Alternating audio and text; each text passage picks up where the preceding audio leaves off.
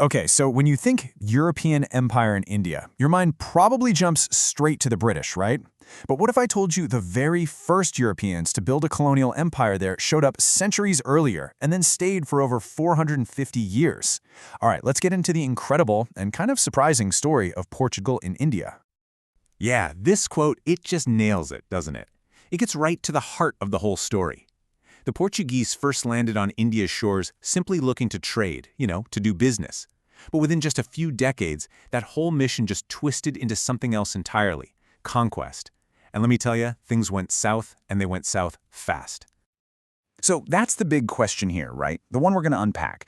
How on earth does a simple quest for spices blow up into one of the longest-lasting colonial occupations in all of history? Well, it all started with that quest. All right, so let's set the scene. We're in the 15th century, and Europe is absolutely obsessed with spices. And we're not just talking about flavor here. They were used to preserve food, they were used in medicine, and they were a huge status symbol. But getting them was insanely difficult and just ridiculously expensive. When you peel it all back, the main driver here, it's just money. Spices like pepper and cinnamon had to travel this long, complicated overland route, and at every single step, Arab and Venetian merchants were controlling the trade and jacking up the prices. So you have Portugal, this pretty small country, but with these huge ambitions on the seas, and they're thinking, you know what, we're just going to cut out the middlemen. Their expeditions, pushed by Prince Henry the Navigator, went further and further until finally Vasco da Gama sailed all the way around Africa and reached Calicut in 1498. He had opened a direct route to the source. So, Vasco da Gama finally arrives in Calicut, and this place is the hub, the absolute center of the spice trade. He's probably expecting a hero's welcome, right? Thinking he's about to make everyone rich. Oh boy, he could not have been more wrong. And what happens next is this, just massive culture clash. See, the Portuguese show up thinking they're a big deal, but the local ruler, the Zamorin of Calicut, he was just not impressed. He already had this incredibly profitable trade network going with Arab merchants. So from his point of view, these new guys weren't really offering much, and they certainly weren't worth messing up his whole system for. And the Portuguese? They took this as a massive personal insult. And this is the real turning point. They didn't go back to Lisbon and try to figure out a better trade deal. Nope, they came back with cannons. This feeling of being humiliated completely changed the game. It kicked off a new, violent era on India's west coast, shifting their whole mission from trade to pure domination. Okay, so they've decided that force is the only way forward. And what follows is this methodical, absolutely ruthless campaign to seize control of the entire Indian Ocean trade. This wasn't just a few random raids, this was the deliberate construction of an overseas state, what they called the Estado India, or the State of India. And their strategy? Well, it was brutal, but man, was it effective. It kind of broke down into three main parts. First up, naval dominance. They had these heavily armed ships, powerful cannons, they basically owned the seas.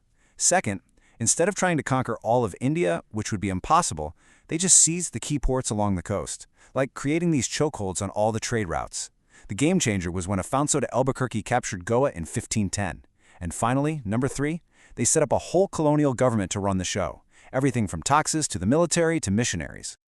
But you gotta understand, their grip was never absolute. Sure, they had their strongholds. Goa was their capital, plus places like Daman, Diu, and Versailles. But at the same time, they were dealing with constant, fierce resistance, especially back in Calicut.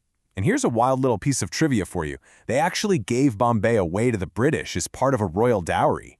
In the end, their empire was more like a string of pearls, these coastal forts, not this huge land empire the British would build later on. Okay, so we've talked about trade and we've talked about force.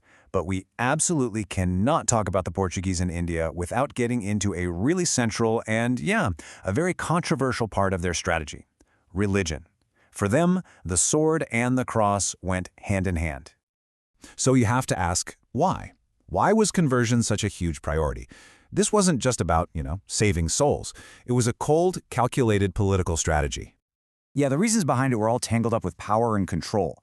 They figured if they could convert the local population, they'd create this loyal class of subjects who felt more Portuguese than Indian. It was also a great way to break the economic power of the Hindu and Muslim merchants who controlled the trade. Their methods ranged from offering incentives, better jobs, legal protections, all the way to pure force. And the most infamous example of that was the Goa Inquisition, which was just brutal in suppressing other faiths. And we're not talking about small numbers here. The scale of this was massive. We're talking estimates of over 2 to 3 lakh people. That's 200,000 or 300,000 people who were converted in their main territories. This completely changed the social fabric of the region, forever. You know, the material we're looking at really puts it bluntly. It frames the whole conversion project as less about spirituality and way more about political engineering. It was a tool, a way to socially re-engineer the population, change their faith, change their customs, change their loyalties, all to cement their colonial rule. But, of course, no empire lasts forever, right? The Portuguese Golden Age in India only lasted for about a century, and their decline wasn't some big single event. It was more like a long, slow bleed, as new European rivals like the Dutch and the English showed up, and powerful Indian kingdoms started pushing back. And you can really trace this slow-motion collapse over centuries. In 1661, they lose Bombay. Then a huge blow in 1739 when the powerful Maratha Empire takes Versailles. By the 1800s, they're really just a shadow of their old selves, hanging on to just Goa, Daman, and Diu.